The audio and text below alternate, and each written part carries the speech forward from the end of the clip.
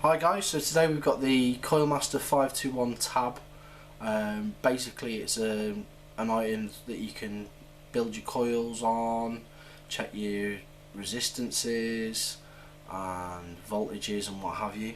But just for now we'll have a little close-up of the item itself, go through a few specs, and then we'll go to the main camera on me. We'll have a chat about it and basically see what I think of it, pros and cons and what have you. So we'll start off by having a look at the box. So you've got on the top, you've got the Coil-Master, and then you've got on the side you've got the 521 tab and coil up to be master apparently, and then around the sides quite a nicely packaged bit of item, and then on the back you've got all the info and the bump. There we go. Apologies about my autofocus, this camera's awful, but hopefully the overall quality should be a bit better than normal, so it's all good. There you go. On there we've got the features: ohm meter, voltage meter for mech mod / regulated mod, got coil rebuilding deck, coil burning, table mod, reverse battery protection, OLED screen. So there we go, let's have a look. Right, so we've got inside the box, which just fell apart, hopefully the focus will set in. There we go, we've got a little bump flip. Sorry, the light's quite bright in here. And in this it gives you all the basic spec and what have you. Quite a nice drawings on it. If my autofocus will wake up, come on. Hello. Yeah, there we go. There we go, gives you a nice bit of bump about it. And then inside we've got the item itself, which is this little bad boy here. Got a little screen on here. On the side you've got Coil-Master tab written there. On there you've got all this, quite a nice looking little thing. Charging port there. On the bottom you've got what it is. 4 magnets in there, there's a switch on there. Takes a single 18650. Quite nice, it's quite a nice little bit of kit to be fair. I quite like it. Got your fire button, which is there. I've got to do everything upside down because my camera's on the other side. Fire button, click your fire button and what have you. So that's that bit. And then in this bit we've got, underneath here we've got this little doohickey here, which is for testing voltage, which you put on like so, and then screw your mech or whatever to it. I'll go into that a little bit in a minute. Then we've got a little box of tricks here, and in here we've got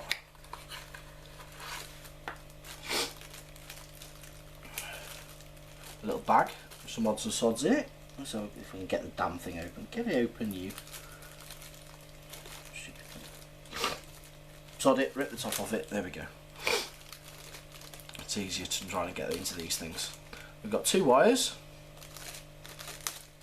here, test wires, and the world's smallest charge cable. I mean, come on, look at that. It's about 3 or 4 inches long. That's too small.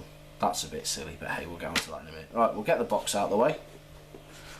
Just see if I can find something that has got no cotton in it, so we can check that's clean. I should have done this before, but hey, that'll do. Right. Give it a quick wipe. There's a bit of tissue. There's a bit of tissue in here a minute. Anyway, pull that out. There we are. There we go. Right. So let's bang a battery in it and see what the crack is.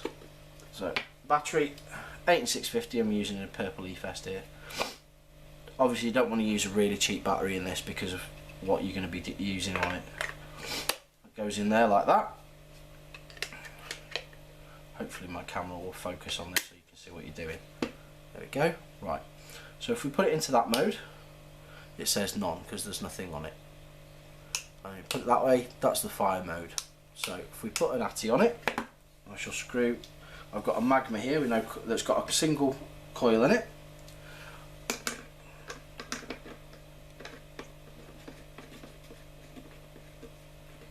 Get this screwed in.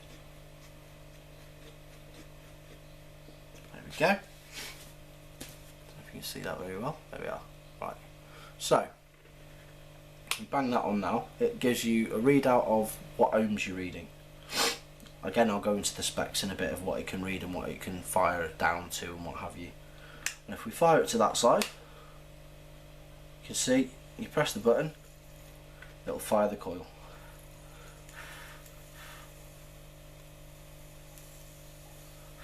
So you can pulse your coil. If you can see it closer, there. It's probably not going to focus. Oh, there we go. Yeah. So you can fire your coil. So that's that bit.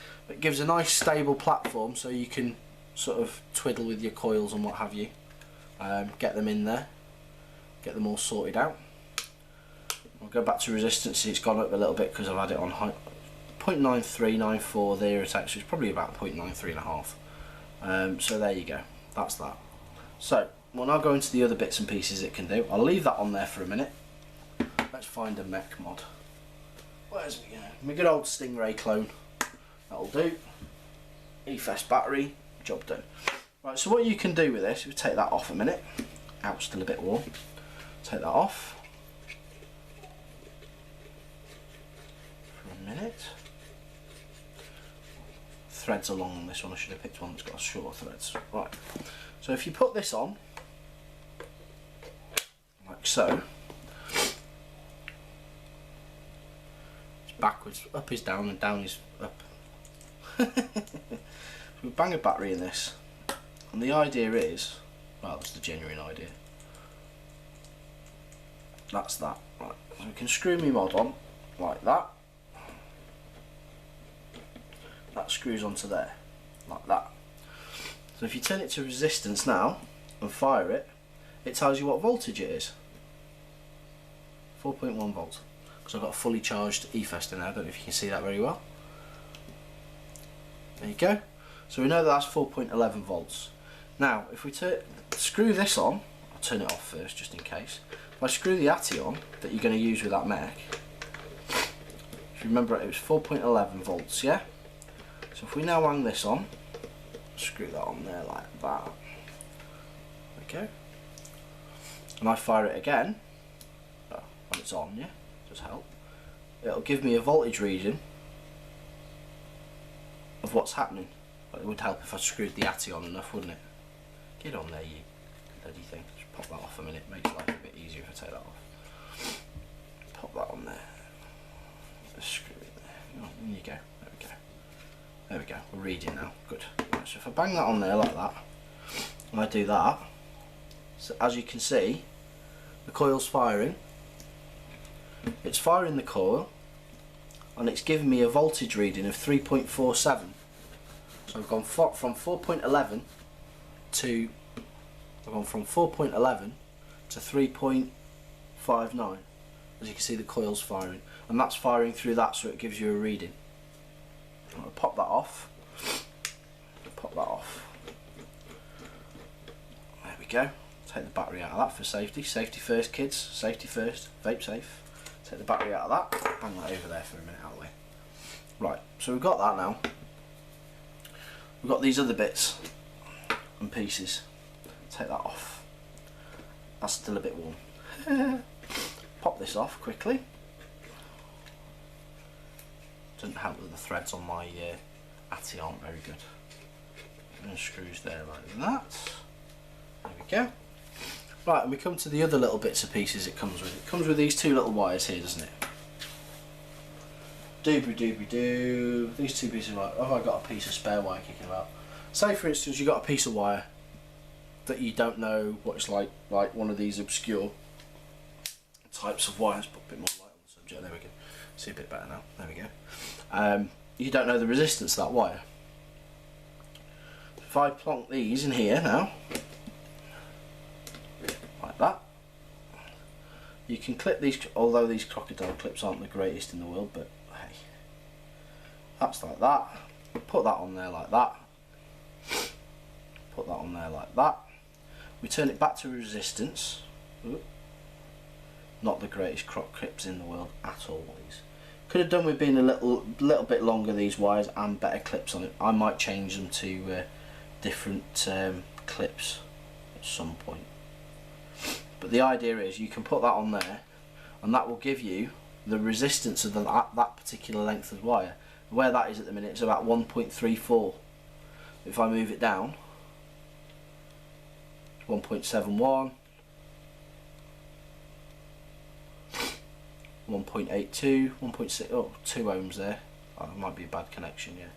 That's because there's a bad connection on it, there we go. Hold it on there, there we go. You can see the resistance of that particular piece of wire. So you know that that length of wire is going to come out roughly, the coil's going to come out roughly where you want it. Which I'll probably never use, but it might be handy for some. So there we go. Coil fire tab 521. I'll go up to the main camera now. We'll have a chat about it, see what we think. There we go. So there we go. That was the close-up down there. Why is it going like that? There we go. So I'll give you a few specs now of it and some pros and cons. The resistance measuring range is 0.01 to 9.99 ohms. Voltage measuring range is 0.3 volts to 9.99 volts. Resistant rate, i.e. how far it'll go down to, is 0.2 it reckons, although it will read less than that because I have tried it on a lower ohm coil to see if it will read it. It's got a spring-loaded pin on it. It's got a 4.5 volt 750 watt micro USB charging input. It takes an 18650. Please don't use really cheap batteries in this. You need to use a good quality battery that can cope, because obviously if you're going to fire something that low ohms, it's the same as using a mech mod or something on them lines. So there we go. Now these are available.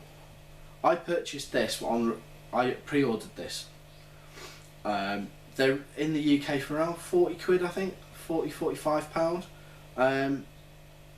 It's a nice piece of kit, but it does feel cheap. But then again, it isn't expensive when you compare it to other things on the market that are similar sort of style item doing the same sort of job.